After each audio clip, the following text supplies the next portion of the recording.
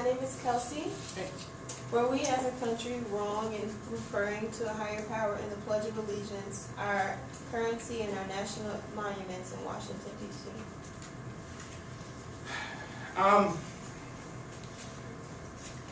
So I don't say the Pledge of Allegiance. And I don't believe in national monuments, because I don't believe in nationalism. So that question is difficult to answer because I don't believe that we should be building monuments to ourselves. That's a form of idolatry, for one thing. I mean, if you're a Christian, that should be counter to what you believe in. But so I would take it a step further.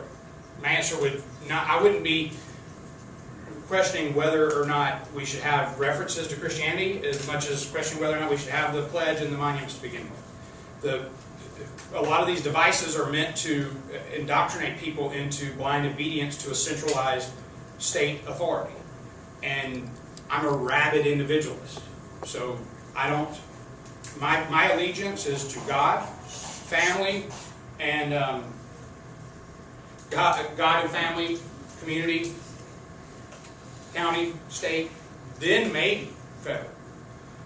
But God first, community second, or family second, excuse me. So I would take a step further and say that we should question the purpose of the monuments to ourselves, but more so than question Christianity references on them. Does that make sense? I'm Anisha. Yes, sir. How are our founding fathers able to balance their commitment to the First Amendment, like against establishment of the state church, with their apparent belief of the hand of a higher power guiding our nation? Private property rights is probably the main thing. I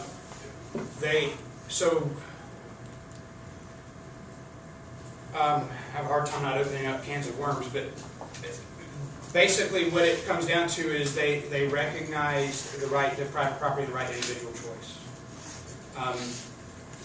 The thing that we have kind of changed as a modern era is what our concept of freedom of speech is. You don't have absolute freedom of speech, but not for the reasons that a lot of people say. A lot of people say, well, you don't have the freedom. You don't have the freedom to go into a crowded theater and yell fire, so therefore you don't have the right to freedom of speech. Well, that's not really the case. It's not a matter. The freedom is not a question of speech. It's a question of private property rights. You don't have the right to go in and aggress against the theater owner's property and the patrons who contracted to watch the movie or whatever, to infringe on their rights to contract and property. More so, it's not about the freedom of speech so much. So I think our founding fathers were able to see a lot of these things and recognize that what it ultimately comes down to is the right to private property. So as long as I have a right to be on the ground that I am, and I either have a contractual right or the owner of the property has allowed me, then I have the right to say whatever I want. If I own property, I definitely have the right to say what I want. But if I don't own the property, then it's up to the private property owner. They can tell me either stop saying what you're saying or get off my property. So I think our founding fathers looked at it a little bit differently. And when you also add in the Bill of Rights was put in place after the fact. Because states said we want protection against the federal government infringing on our rights and our citizens' rights. So there was the Bill of Rights specifically was not written by the founding fathers as a whole. It was written by a smaller subset of founding fathers too. So. I'm Haley. How is it possible for the state to have its own currency if that state is to be a vibrant part of the national economy? That goes to the question of what is currency, and what is more to the point of why should a state be barred against having their own currency. When you look at the currency we have now is unconstitutional.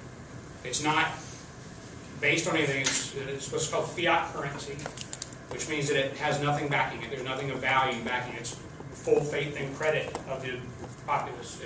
The only reason it has value is because you believe it has value, I believe it has value, and we trade with it. the U.S. Constitution clearly states that only gold and silver can be used as legal tender for all debts, public and private. Well, what we have now is not gold and silver, it's just paper. And it's also issued by a private central bank that is also unconstitutional. Congress is given the authority under the Constitution to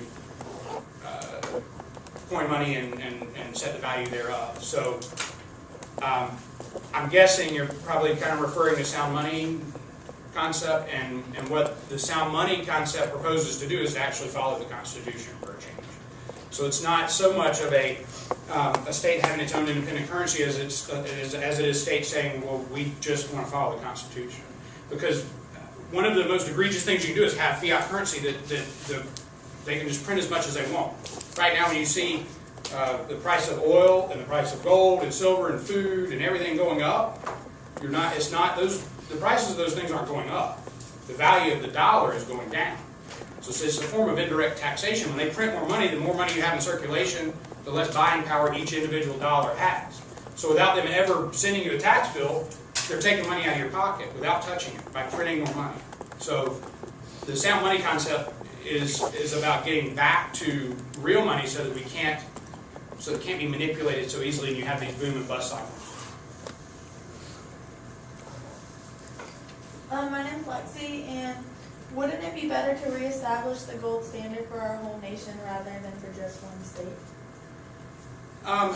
Yes, it would be much better. But the problem is there are too many powers that be that don't want to see that happen because they profit too greatly off of the fiat currency system we currently have. So, in a move that our a good many of our founding fathers would have no doubt been in favor of, the idea is for the states to basically nullify federal law or to interpose between the federal government and the citizens and say, it's a modern idea that the Supreme Court is the clearinghouse for deciding what is constitutional and what is not constitutional. That's also an invented concept that the Supreme Court invented way back in the early 1800s. So that would be like me and you having a dispute and going to your mother for her to decide. I mean, she's going to logically be more in your favor. The Supreme Court, they're just employees of the federal government. They're going to be more likely to decide in the part of the federal government. So our founding fathers proposed, a few of them proposed, concepts of nullification and interposition, whereby states say, regardless of what the Supreme Court said, the states, by passing legislation at the local state level, they declare federal law to be null and void, and therefore stop the advancement of tyranny or of government expansion in every aspect of your life.